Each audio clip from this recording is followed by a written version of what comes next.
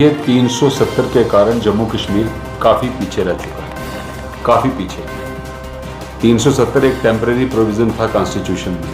Temporary provision जो होता है वो कुछ दिनों के लिए, कुछ महीनों के लिए, 1, 2 या 3 सालों के लिए होता है। बैरन थी, तो 370 के कारण बड़ी दुविधाएं जम्मू कश्मीर के लोगों ने सही हैं और 370 के बाद मैसिव डेवलपमेंट जम्मू कश्मीर में होने जा रही है। भाजपा का ये कहना है कि सीएम जो है आने वाले समय में भाजपा का देखने को मिलेगा। क्या लगता है कश्मीर से अब तक कितनी सीटें मिली हैं? देखिए, एक समय था जब कश्मीर में भारतीय जनता पार्टी का झंडा उठाने वाला कोई नहीं। आहिस्ता आहिस्ता भारतीय जनता पार्टी का जो एक बेस है कश्मीर में भी बना है, और जब तक असेंबली इलेक्शन होती है, 6 महीने के बाद होती है, 4 महीने के बाद होती है, साल के बाद होती है, हमें पूरा यकीन है जम्मू कश्मीर से भी, जम्मू कश्मीर जो यूटी है, इसके कश्मीर रीजन से भी भारतीय जनता पार्टी कुछ सीटें जीत के आएगी और अपनी सरकार बनाएगी और भारतीय जनता पार्टी के ही चीफ मिनिस्टर और नमस्कार, आप सभी जुड़ चुके हैं सच न्यूज़ नेटवर्क के साथ और मैं आपके साथ मुस्कान। जिस तरह से अभी जो जम्मू कश्मीर की तस्वीर एक निकलकर सामने आ रही है, भाजपा उसे किस नज़र से देखती है? ज़्यादा समय ना लेते हुए बातचीत करने के लिए हमारे साथ एडवोकेट अभिनव शर्मा जी मौजूद हैं, भाजपा के स्पोक्स पर्सन। इनसे बातचीत करेंगे। सर, बहुत बहुत स्वागत है आपका। धन्यवाद। सर, सबसे पहला सवाल हम आपसे ये करना चाहेंगे कि आप जम्मू कश्मीर में शांति को किस नज़र से देखते हैं? देखिए, जम्मू कश्मीर में शांति जो है वो सबसे ज़्यादा ज़रूरी है और ये एजेंडे में सबसे ऊपर होती है जी। कोई कोई भी सरकार हो, कोई भी पॉलिटिकल पार्टी सरकार में हो, उसके एजेंडे में शांति जो है वो टॉप मोस्ट प्रायोरिटी होती है। भाजपा की ओर से अगर इस समय बात करें, आप इस समय की शांति को किस नज़र से देखते हैं, इस समय जो चल रहा है जम्मू कश्मीर में? देखिए, अगर आप 1990 के बाद आप देखें तो मिलिटेंसी में क्या राइज था, मिलिटेंसी का ग्राफ क्या था, रोज़ आप न्यूज़पेपर में पढ़ते थे कितने मिलिटेंट्स के अटैक होते थे। कोई ऐसा दिन नहीं होता था जब न्यूज़पेपर में हेडलाइन जो है मिलिटेंसी रिलेटेड नहीं होती थी। अब आप देखिए, पिछले 3-4 साल से, वैसे तो आप 6-7 साल से देख सकते हैं, लेकिन ख़ास तौर पे पिछले 3-4 साल से मिलिटेंसी की रीढ़ की हड्डी, जो बैकबोन है, वो टूटी है। जो किंग पिन है, जो मास्टरमाइंड है, कितने डिविजनल कमांडर्स अभी आपके सामने आर्मी ने, पैरामिलिट्री फोर्सेस ने, बीएसएफ ने, security agency, Jammu Kashmir police ने डेर किए हैं।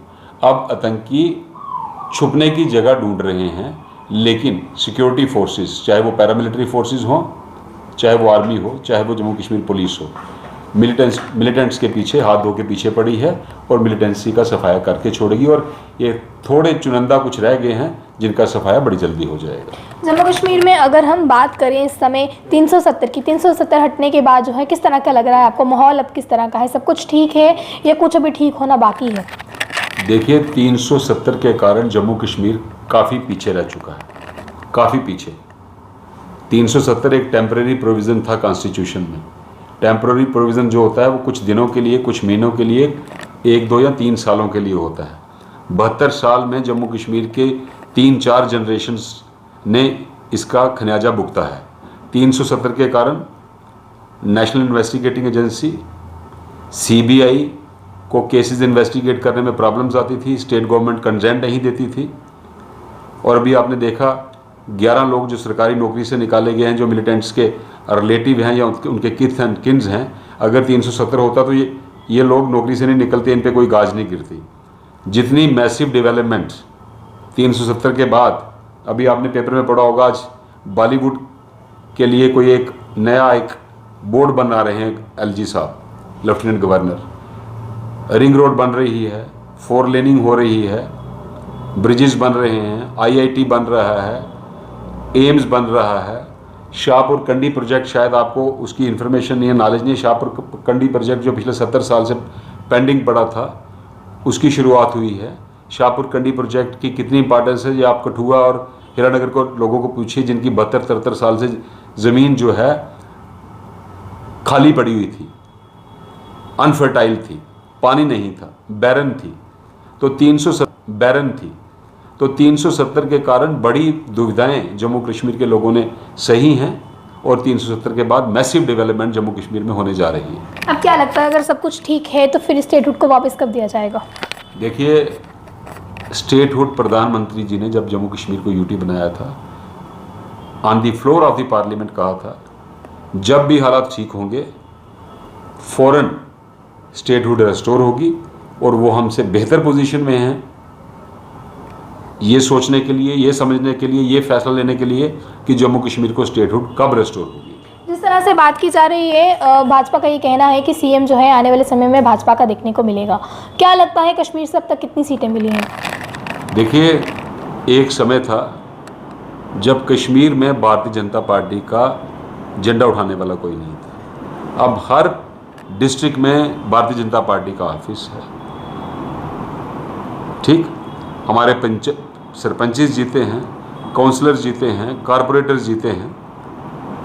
ठीक, तो इसलिए आहिस्ता आहिस्ता भारतीय जनता पार्टी का जो एक बेस है कश्मीर में भी बना है, और जब तक असेंबली इलेक्शन होती है, 6 महीने के बाद होती है, 4 महीने के बाद होती है, साल के बाद होती है, हमें पूरा यकीन है जम्मू कश्मीर से भी, जम्मू कश्मीर जो यूटी है इसके कश्मीर रीजन से भी भारतीय जनता पार्टी कुछ सीटें जीत के आएगी और अपनी सरकार बनाएगी, और भारतीय जनता पार्टी का ही चीफ मिनिस्टर और मुख्यमंत्री होगा। चलिए, इसी के साथ अगर एक बात और करें, जिस तरह से अभी तक के हालात देखे जा रहे हैं, स्टेटहुड को वापस नहीं किया जा रहा है क्योंकि कहा जा रहा है अभी हालात उस तरह के नहीं है कि वापस किया जाए। उसी तौर दूसरी ओर जो है डिलिमिटेशन ऑलमोस्ट आज कंप्लीट होने पर है, और जिसके बाद इलेक्शन भी देखने को मिलेंगे। क्या लगता है इलेक्शन के लिए अगर जो माहौल ठीक है वो 370 के लिए क्यों नहीं है? देखिए, ऐसा इलेक्शन जो है एक डेमोक्रेटिक सेटअप होता है, राइट।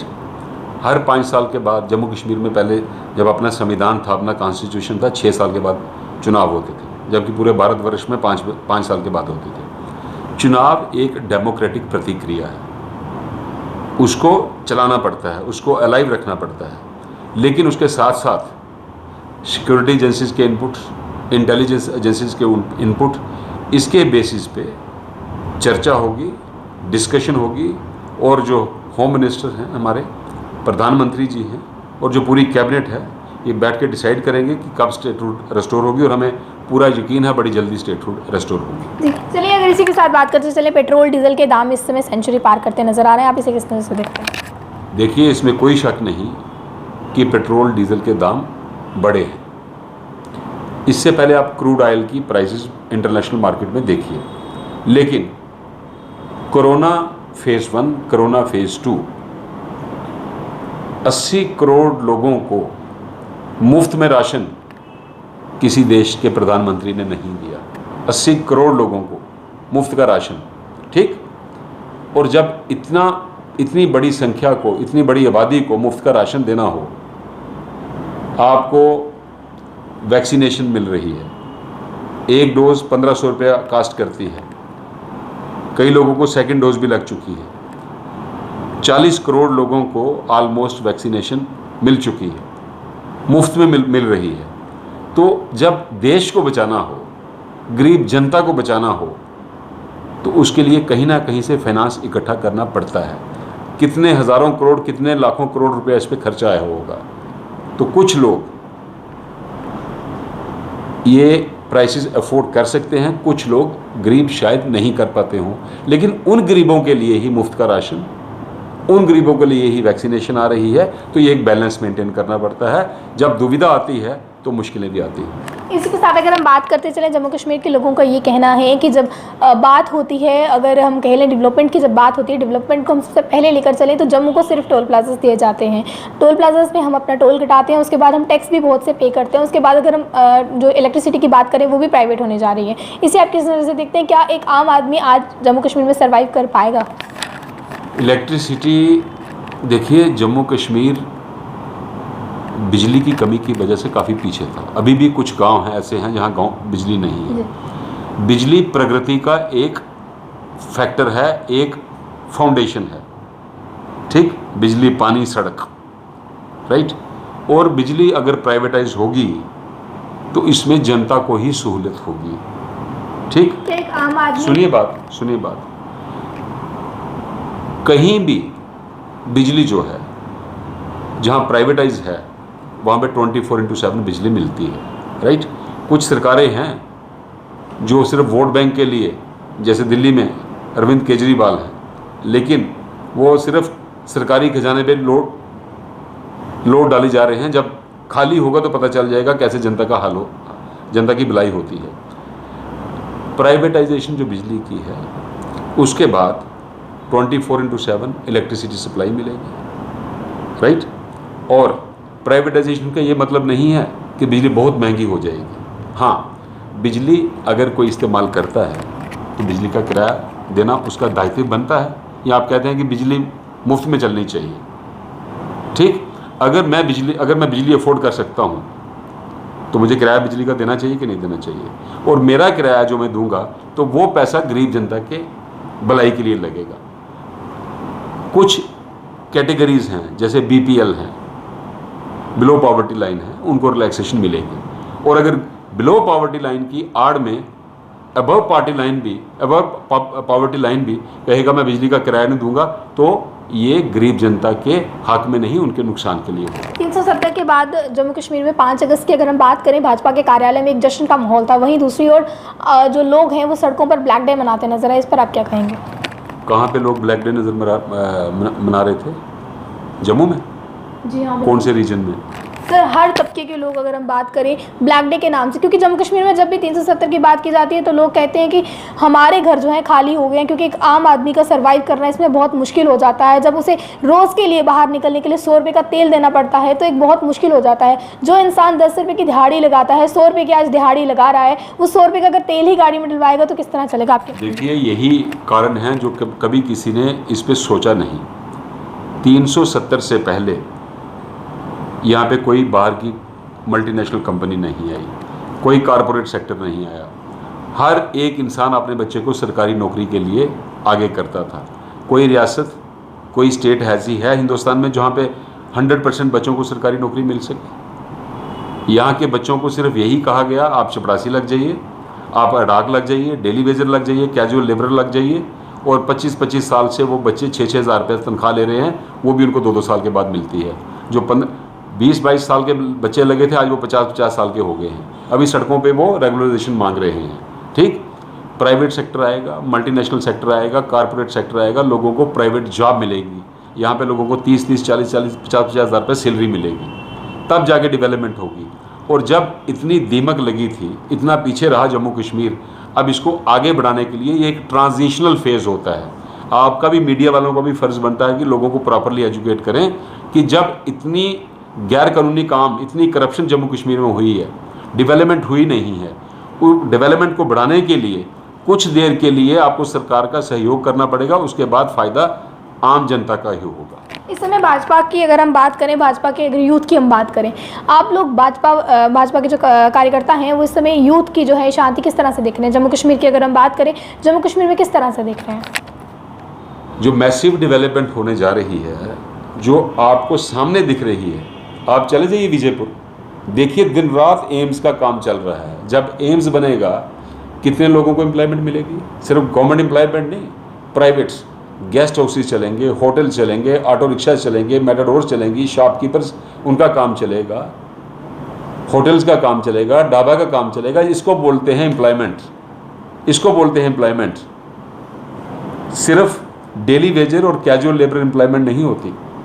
ठीक, जब सेंट्रल यूनिवर्सिटी बन रही है, IIT बन रहा है, किसको मिलेगी एम्प्लॉयमेंट? जम्मू के बच्चों को। मल्टीनेशनल सेक्टर आएगा, किसको मिलेगी एम्प्लॉयमेंट? जम्मू कश्मीर के बच्चों को। ये जम्मू कश्मीर के बच्चों को, यूथ को दिमाग से निकालना पड़ेगा कि अगर मुझे सरकारी नौकरी ही मिलेगी तो मेरा भला होगा। वो अगर आप सरकारी नौकरी के लिए पूरी उम्र बैठे रहोगे तो भला नहीं, आपका भला नहीं होने वाला। भला आपका इसी में है कि अगर आपको सरकारी नौकरी नहीं मिलती तो आप कहीं और भी एवोकेशन के रास्ते खोलिए। तो क्या आप ये समझते हैं कि जम्मू कश्मीर का अवाम इस समय, जो यूथ है वो इस समय खुश है? अगर आज खुश नहीं है तो बड़ी जल्दी वो खुश होने वाला है, क्योंकि ये सारी डेवलपमेंट उन्हीं के लिए हो रही है। क्या जो आज बच्चे सड़कों पर देखने को मिल रहे हैं वो कल इस बात से खुश होंगे? मुझे बताइए, बच्चे सड़कों पे कब नहीं थे? मैं भी सड़कों पे रहा हूँ पूरी उम्र, मुझे भी सरकारी नौकरी नहीं मिली। सड़कों पर प्रदर्शन करते नजर आ रहे हैं। बिल्कुल, पहले सरकारी नौकरी के लिए मैं भी सड़कों पे रहा हूँ। इसका मतलब नहीं ये कि मैं अगर सरकारी नौकरी नहीं मिलती मैं घर में बैठा रहता और सरकार को कोसता रहता। मैं लॉ नहीं करना चाहता था, मैं सरकारी नौकरी करना चाहता था, नहीं मिली, कोई और रास्ता ढूंढा, तो अगर मैं वही रहा रहता आज मैं भी सड़कों पे होता, डेली वेजर की नौकरी ढूंढ रहा होता, कैजुअल लेबर की नौकरी ढूंढ रहा होता, 6,000 महीने पे गुजारा कर रहा होता, और वो भी साल 2-2 साल के बाद। पूछिए कैजुअल लेबर को, पूछिए टेम्परेरी एम्प्लॉइज़ को कब सैलरी मिलती है, कैसे मिलती है। तो मैं आपके माध्यम से जम्मू कश्मीर के यूथ को कह रहा हूँ कि अपनी भलाई के बारे में सोचिए। सरकारी नौकरी पूरी दुनिया में कोई बड़े से बड़ा देश 100% यूथ को नहीं दे सकता, ये मान के चलिए, इस सर्टिफिकेट में दे रहा हूँ। चलिए एक आखिरी सवाल, इस समय भाजपा जो है बात करती है सुरक्षा की अगर हम बात करते चलें, आज भाजपा ही के ही जो है सरपंच और उनकी बीवी पर जो है गोलियां चली मिलिटेंट्स के द्वारा, इस पर आप क्या कहेंगे? देखिए, जो सच्चाई है वो सच्चाई है। कश्मीर में सिक्योरिटी रिस्क पहले बहुत ज़्यादा थे, अब कम हुए, लेकिन अभी ख़त्म नहीं हुए, मैं मानता हूँ। ठीक, होता क्या है, ये चुनिंदा इंसिडेंट होते हैं, पॉलिटिकल वर्कर्स टारगेट होते हैं। भाजपा से मिलिटेंट्स भी घबराए हैं और कुछ पॉलिटिकल पार्टीज भी घबराई हुए हैं। ऐसे चुनिंदा इंसिडेंट होते हैं, आगे भी हो सकते हैं।